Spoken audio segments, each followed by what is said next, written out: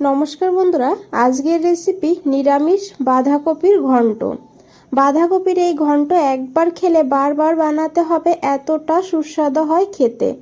চলুন রেসিপিটা দেখে নেওয়া যাক।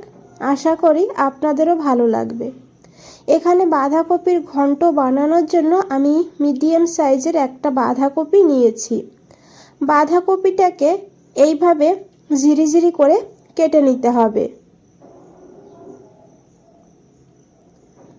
তো দেখুন বন্ধুরা, এইভাবে আমি বাঁধাকপিটাকে কেটে নেব। বন্ধুরা, রেসিপিটা দেখতে থাকুন, ভীষণ ভালো লাগবে। আর একবার হলেও এইভাবে বাড়িতে বানিয়ে দেখবেন, দারুণ লাগে খেতে। তো দেখুন বন্ধুরা, এখানে পুরোটা বাঁধাকপি আমি এইভাবে ঝিরিঝিরি করে কেটে নিয়েছি। এখন এই বাঁধাকপিটাকে খুব ভালো করে ধুয়ে নিতে হবে। আর এখানে আমি বাঁধাকপিটাকে ধুয়ে একটা প্লেটে নিয়ে নিয়েছি। এদিকে একটা কড়াই বসিয়ে দিয়েছি, কড়াইটাকে গরম করে নিতে হবে। আর তারপরে এখানে দিতে হবে ডাল। এখানে আমি 2 মুঠ মুগের ডাল নিয়েছি, তবে ডালটা আপনারা বাড়িয়ে কমিয়ে নিতে পারেন। তো ডালটাকে এখন ভালো করে ভেজে নিতে হবে। তবে খুব বেশি ডাল হয়ে গেলেও খেতে ভালো লাগবে না, তো সেই বুঝে কিন্তু বাঁধাকপির পরিমাণটা বুঝে ডালটা এখানে ব্যবহার করবেন। তো আমি যেহেতু মিডিয়াম সাইজের একটা বাঁধাকপি নিয়েছি, সেই হিসাবে 2 মুঠ ডাল নিয়েছি। ডালটাকে দেখুন ভালো করে ভেজে নিয়েছি। আর গ্যাসের ফ্লেমটা অবশ্যই লোতে রাখবেন। লোতে রেখে ডালটাকে এইভাবে সুন্দর করে ভেজে নেবেন। তো দেখুন সুন্দর একটা কালার হয়ে গিয়েছে, আর সুন্দর গন্ধও কিন্তু এখানে বেরিয়ে গিয়েছে। এখন আমি ডালটাকে নামিয়ে নিয়েছি। আর এই কড়াইতেই দিয়েছি 2 চামচ সর্ষের তেল। তেলটা এখানে গরম হোক, ততক্ষণে এদিকে ভাজা ডালটা ধুয়ে নেব। তো এখানে আমি জল দিয়ে এইভাবে ভালো করে হাত দিয়ে এইভাবে একটু ডলে ডলে ডালটাকে 2-3 বার জল পাল্টিয়ে ধুয়ে নিতে হবে। জলটা ঝরিয়ে এইভাবে ডালটাকে রেখে দিতে হবে। জলের মধ্যে রাখবেন না, তাহলে ভাজার যে একটা ফ্লেভার আছে সেটা কিন্তু থাকবে না। এদিকে দেখুন তেলটা গরম হয়ে গিয়েছে। এখন আমি দিয়েছি অল্প করে একটু পাঁচফোড়ন। আর এখানে আমি সর্ষের তেলে রান্না করেছি, তবে আপনারা চাইলে সাদা তেলেও রান্না করতে পারবেন। দিয়েছি একটা শুকনো লঙ্কা, 2টো তেজপাতা। ফোড়নটাকে খুব ভালো করে একটু ভেজে নিতে হবে। দেখুন সুন্দর একটা গন্ধ বেরিয়ে গেছে। এখন এখানে দিয়ে দিতে হবে আলু। এখানে আমি 2টো আলু এইভাবে বড় বড় করে কেটে নিয়েছি। আলুটাকে দিয়ে দিতে হবে।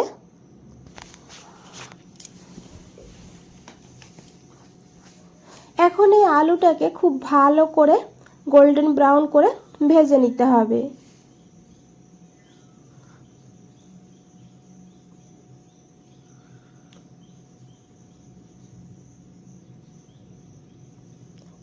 আলুটাকে আমি ঢাকা দিয়ে ভাজবো, তাহলে তাড়াতাড়ি করে ভাজাও হবে, আবার কিন্তু অনেকটা সিদ্ধ হয়ে যাবে।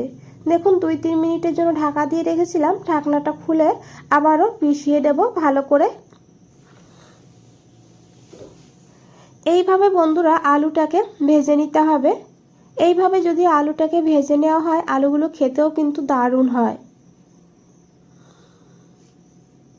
তো দেখুন এখানে আলু ভাজা হয়ে গিয়েছে। এখন দিতে হবে এখানে আদা কাঁচা লঙ্কা বাটা। এখানে আমি 1/2 ইঞ্চি আদা, 2টো কাঁচা লঙ্কাকে বেটে নিয়েছি। তার সঙ্গে দিয়েছি একটু হিং, যেহেতু নিরামিষ তাই একটু হিং দিয়ে দেবেন, খেতে কিন্তু দারুণ হবে। তো দেখুন এখন এই আদাটাকে ভালো করে একটু ভেজে নেব, যেন আদার কাঁচা গন্ধ না থাকে। আর হিংটা পরেই দেবেন, আগে দিলে হিংটা কিন্তু পুড়ে যাবে, আর হিঙের যে ফ্লেভারটা সেটা থাকবে না। আদা ভাজা হয়ে গেলে এখানে দিয়ে দিতে হবে 1/2 চামচ জিরের গুঁড়ো। তার সঙ্গে দিয়েছি এখানে 1/2 চামচ ধনিয়ার গুঁড়ো। আর দিয়েছি এখানে 1/2 চামচ দিয়েছি এখানে কাশ্মীরি লঙ্কার গুঁড়ো। এতে কিন্তু কালারটা ভালো হবে, ঝাল হবে না। আমি যেহেতু কাঁচা লঙ্কার ব্যবহার করেছি, সেই কারণে কাশ্মীরি লঙ্কার গুঁড়ো এখানে ব্যবহার করলাম। আর দিয়েছি এখানে 1/2 চামচ হলুদের গুঁড়ো। এখন সমস্ত মশলাকে ভালো করে এইভাবে মিশিয়ে নিতে হবে। এখানে আমি একটু জল যোগ করে দেব যাতে এই গুঁড়ো মশলাটা পুড়ে না যায়।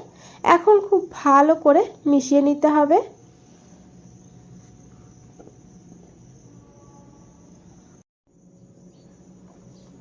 তো দেখুন বন্ধুরা, খুব ভালো করে মিশিয়ে নিয়েছি। আর এখন ঢাকা দিয়ে 2-3 মিনিটের জন্য রেখে দেব। মশলাটাও ভালোভাবে কষানো হবে, আবার আলুটাও কিন্তু সিদ্ধ হয়ে যাবে। 2-3 মিনিট পর ঢাকনাটা সরিয়ে নিয়েছি। এখন একবার খুব ভালো করে মিশিয়ে নেব। তো দেখুন মশলার থেকে তেল ছাড়তে শুরু করে দিয়েছে। এইভাবে কিন্তু একটু সময় নিয়ে মশলাটাকে কষিয়ে নিতে হবে। এখন দিয়ে দিয়েছি পরিমাণ মতন লবণ, আর লবণটা দিয়ে খুব ভালো করে আবারও মিশিয়ে নিতে হবে।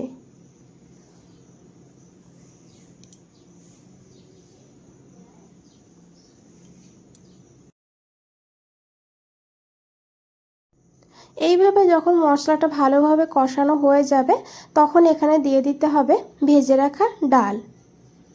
ডালের সঙ্গে আমি অল্প করে জলও যোগ করে দিয়েছি। ডালটা আগেই ভেজে নিয়েছি, এখন আর ভাজার দরকার নেই।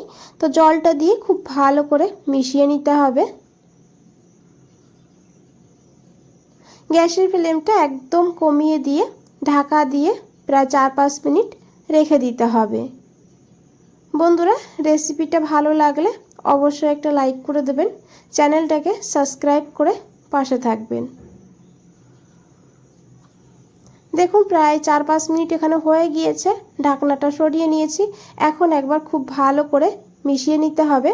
ডালটাও কিন্তু অনেকটা ফুলেছে আর আলুটাও কিন্তু অনেকটা সিদ্ধ হয়েছে। এখন এখানে দিয়ে দিতে হবে কেটে রাখা বাঁধাকপি। তো একবারে আমি দেব না, 2 বারে বাঁধাকপিটাকে দিয়ে দেব।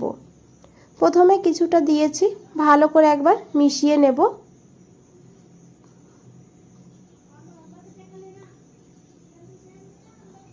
আর এখন বাকি যে বাঁধাকপিটা রয়ে গিয়েছে সেই বাঁধাকপিটাকেও দিয়ে দিতে হবে।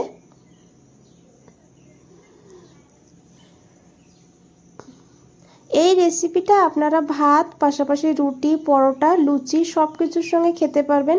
খেতে কিন্তু অসাধারণ লাগে। তো দেখুন খুব ভালো করে মিশিয়ে নিয়েছি বাঁধাকপিটাকে। যদি ফ্রেশ বাঁধাকপি হয় তাহলে কিন্তু বাঁধাকপির থেকে জল বেরিয়ে যাবে। আর যদি ফ্রিজের বাঁধাকপি হয়, মানে 4-5 দিন আনা বাঁধাকপি হয়, তাহলে কিন্তু খুব বেশি জল বের হবে না।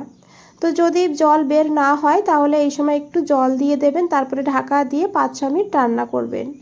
তো এখানে আমি দেখুন প্রায় 2-3 মিনিটের জন্য ঢাকা দিয়ে রেখে দিয়েছিলাম। এখন একবার খুব ভালো করে মিশিয়ে নেব। বাঁধাকপি কিন্তু মজে এসেছে। এখন এখানে আমি দিয়ে দেব টমেটো। তো এইভাবে একটু জায়গা করে নেব। দেখুন আলুটাও বেশ সিদ্ধ হয়ে গিয়েছে, আর খুব বেশি কিন্তু বাকি নেই সিদ্ধ হতে। তো এখানে আমি একটা টমেটো নিয়েছি মিডিয়াম সাইজের, আর নিয়েছি কাঁচা লঙ্কা। এখানে আমি কাঁচা লঙ্কা দিয়েছি 3টে। এখন খুব ভালো করে মিশিয়ে নিয়ে ঢাকা দিয়ে আবারও 6-7 মিনিট রান্না করব লো ফ্লেমে। 7 মিনিট পর দেখুন ঢাকনাটা খুলে নিয়েছি। এখন একবার খুব ভালো করে মিশিয়ে নেব। আশা করি বন্ধুরা দেখে বুঝতেই পেরেছেন কতটা লোভনীয় লাগছে। এখানে সমস্ত সবজি ডাল ভালোভাবে সিদ্ধ হয়ে গিয়েছে, দেখে বুঝতেই পেরেছেন। এটা কিন্তু খেতেও অসাধারণ হয়। আপনারা যদি একটু মিষ্টি মিষ্টি পছন্দ করেন তাহলে এই সময় 1/2 চামচ কিংবা 1 চামচ চিনি যোগ করে দেবেন। এদিকে দেখুন ডাল সিদ্ধ হয়ে গিয়েছে, আলুও সিদ্ধ হয়ে গিয়েছে। এখন দিয়েছি একটু গরম মশলার গুঁড়ো, আর দিয়েছি এখানে 1 চামচ ঘি। ঘিটা দিয়ে গ্যাসের ফ্লেমটা অফ করে দিতে হবে। তারপরে খুব ভালো করে মিশিয়ে নিতে হবে।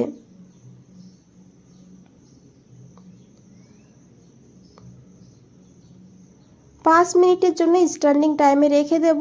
5 মিনিট পর ফিরে এসেছি। আশা করি বন্ধুরা দেখে বুঝতে পেরেছেন কতটা লোভনীয় লাগছে। বন্ধুরা রেসিপিটা ভালো লাগলে অবশ্যই একটা লাইক করবেন, কমেন্ট করে জানাবেন।